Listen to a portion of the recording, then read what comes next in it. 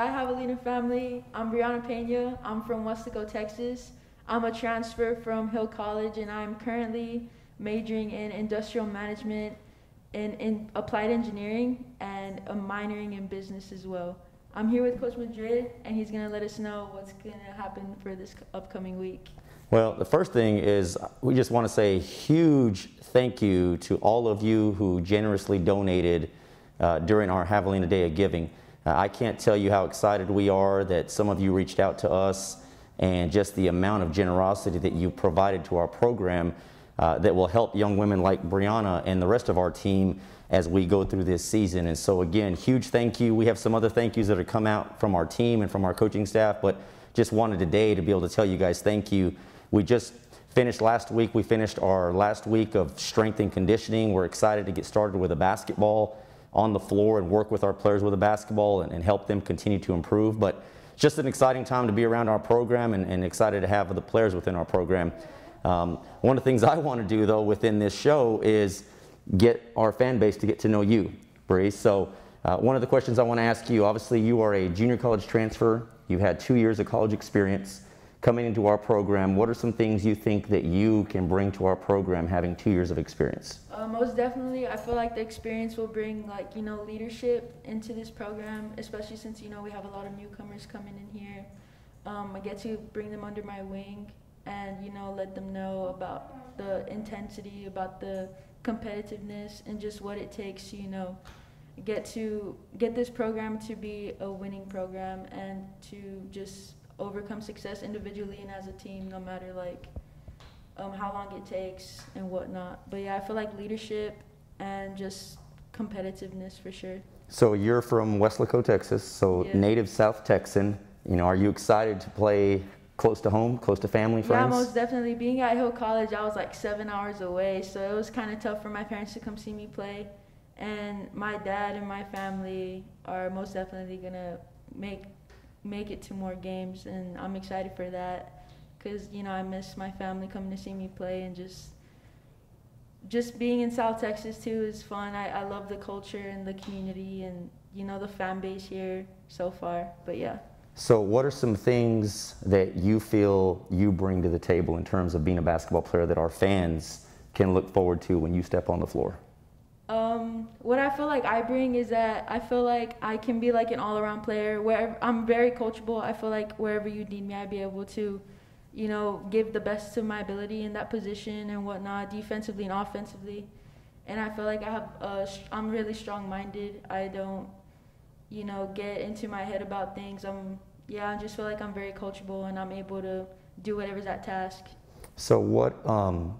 Any pregame rituals, any superstitions, anything that you have to do this before you step on the floor and play?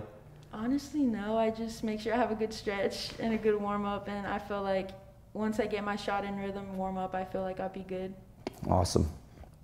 All right, Bree, that's enough. I've asked you enough questions, so why don't you go ahead and ask me some questions as well for our fan base. Yes, sir. So I know you asked me what you thought I bring to the team. I just want to know what you think I bring to the team.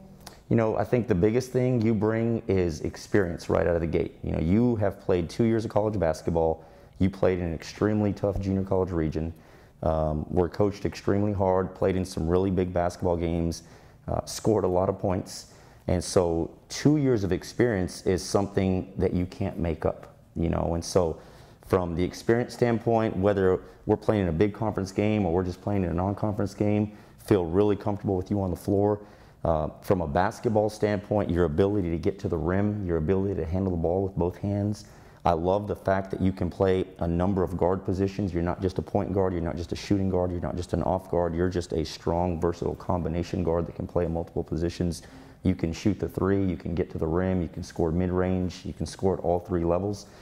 And really just your tenacity, your intensity. One of the things I loved about you when I watched you play was just how hard you played. And I think our fans are going to love you because your demeanor does not change. You are consistent across the board. Looking at you, you can't tell if you're having a good game. You can't tell if you're having a bad game. You just compete. And so I love your competitiveness and what you bring to our program.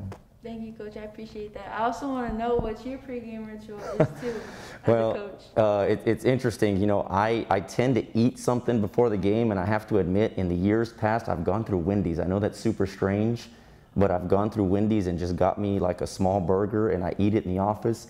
I like to get here 2 hours before the game and just sit in the office and relax. I go through the scouting report again. I watch more film again, and just really think through, you know, our combinations and where do we want to mismatch people, what do we want to run, and just excited and energetic, not really a nervousness, more than just anxious. Okay, cool. Also, with all this COVID stuff going on, like, how is that gonna change, like, you know, how you're gonna approach this season in terms of like practicing and whatnot? You know, the interesting thing about that is there's still so many unknowns. You know, we got to campus, I think we were here 2.5 weeks or so before we were able to actually get on the floor and work out. The NCAA hasn't yet given us a start date. It seems to change, and so we're kind of waiting for the conference to give us that. But, you know, right now we have 8 hours to work, and so what we're going to do is we're going to use those 8 hours. Our university has done a great job in testing all of you and keeping all of you safe and keeping all of us safe.